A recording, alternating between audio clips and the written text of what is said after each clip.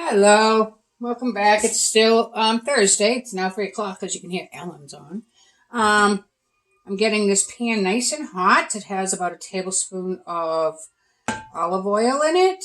We're going to saute our vegetables for our fajitas, and then we'll take them out and then we'll saute our meat, which is chicken, which has been marinating in my refrigerator. Okay, I do have set up over here on this plate 2 tortillas. Now these were in my freezer. They're not very good, but they'll make good for what we're going to do. I'm the only one eating them. I'm not serving them to anyone. You know, you can see how they're separating and stuff. But they were in the freezer. And I'm glad I found them because I would have had it gone. I would have made some. Miss Al was trying to make me make them. And I was like, oh, I don't want to make them. Not because I don't have to, but I just thought it was really something I didn't need to do at the time, but that's okay. So these are the fajitas that we decided on what to make in my fridge. So that's good. And these are pretty popular in the Southwest, like maybe in Tex-Mex area, Texas and Mexico, down that area, or New Mexico. That's where these came from. Now you get them in almost any restaurant. I used to only be able to get them in Mexican restaurants. So I'm trying to get this really hot. And I can see the smoke when I move. But I want it a little hotter. Because I don't really, I want these to still crunch, but I want them not to be raw. So there we go, that's onions and peppers. 1/2 of onion, 1/2 pepper. No, 1 whole pepper. Because it called for a green pepper, but I didn't have it. I only had red pepper and yellow pepper.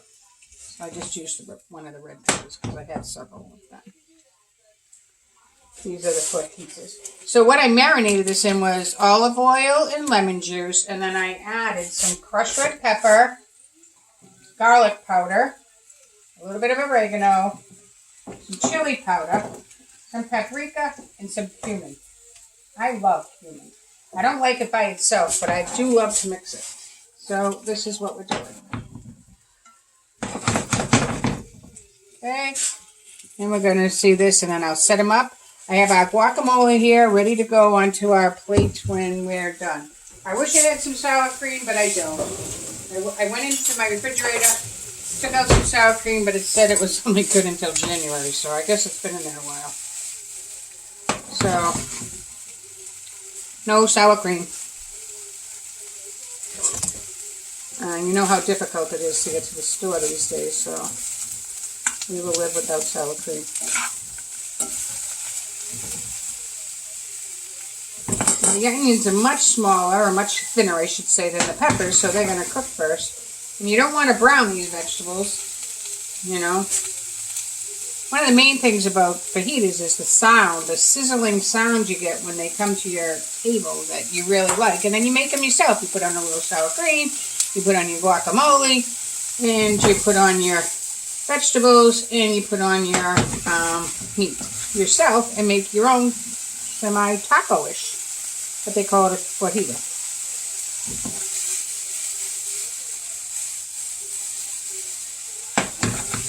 These are smelling delicious.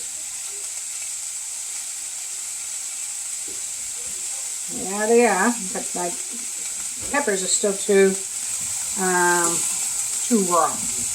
I can tell it by the color, and I can tell it by how big they are, because they'll start to get a little smaller. Let me cook them.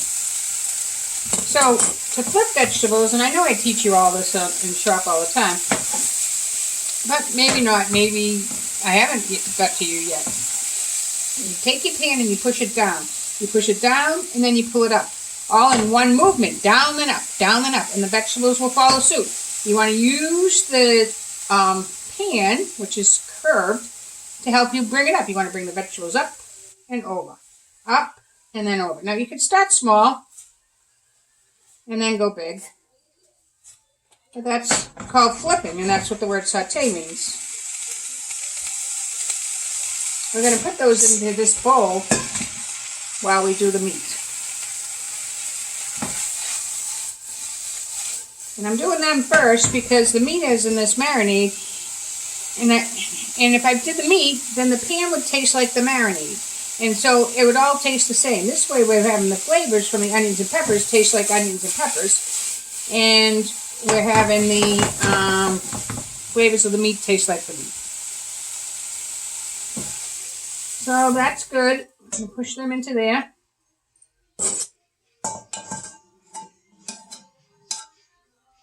And next we're going to put in our meat.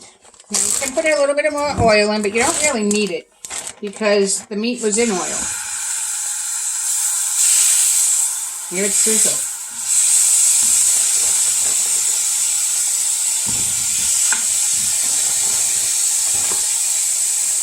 I usually cook my meat in a grill, but it's raining out today, so we'll be cooking it in the frying pan. I'm going to cook one thing, and then I'll cook the rest after I show you how to put them together so we can end the video.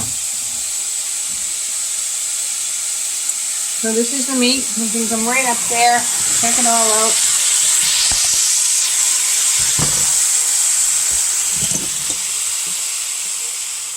It smells good. I can smell the chili powder is what I can smell in there. Maybe it's the red pepper flakes. And I can smell heat. And not heat as in temperature, heat as in spice.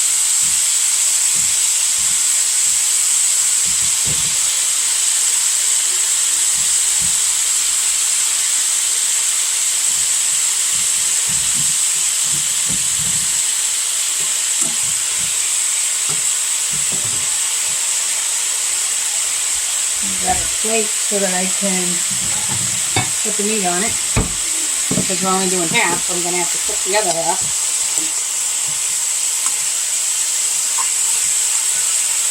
Because I'm not going to leave it in there. Now, this meat, I might not eat fajitas all week with it, because there is a pound and a half here. I'll probably put it on top of a salad, or maybe in a sandwich. A nice roll. I have some gluten-free rolls that are in my freezer that I pull out to eat with, so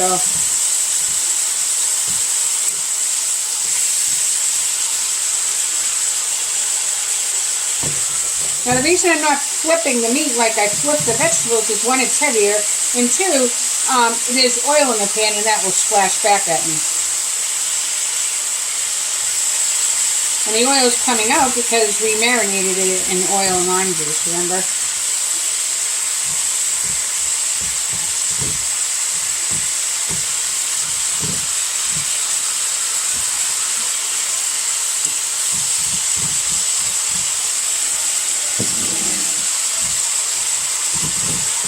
I want to make sure the chicken's all done because you don't want to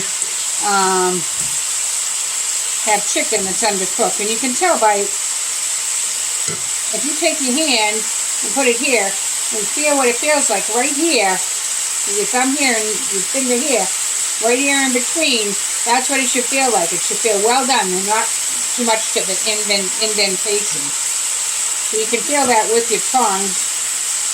Like I could feel some looseness in that one. However, this one feels almost done. And the little pieces are done.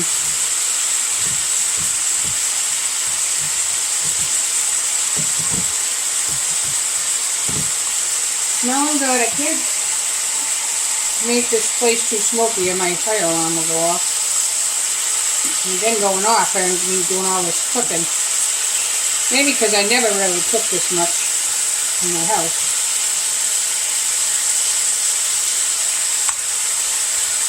Even in the summer, I'd always just cook on the grill.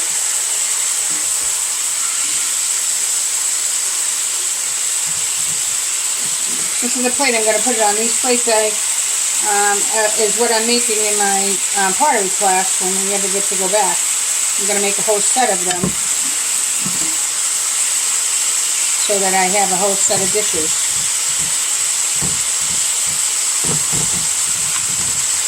Alright. I'm going to put the chicken on this plate, and then we're going to make up the fajitas, and then I'm going to cook the rest of the chicken while you guys aren't watching me because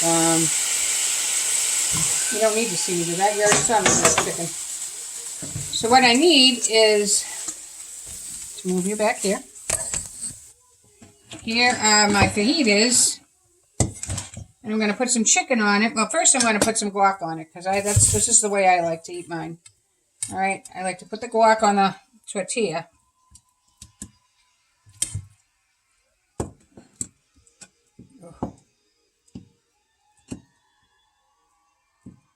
It's chunky guac, that's for sure. Then I'm going to take this and I'm going to put on a couple of pieces of meat. I want meat that's done though. This one's done. This one is done.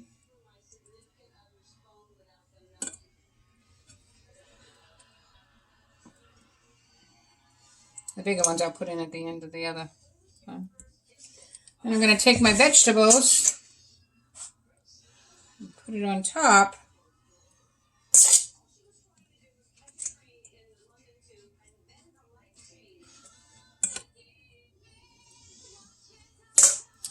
And those are my fajitas.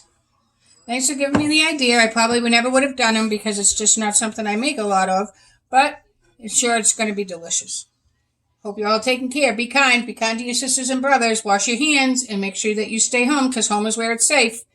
I miss you and I can't wait till we get to meet again.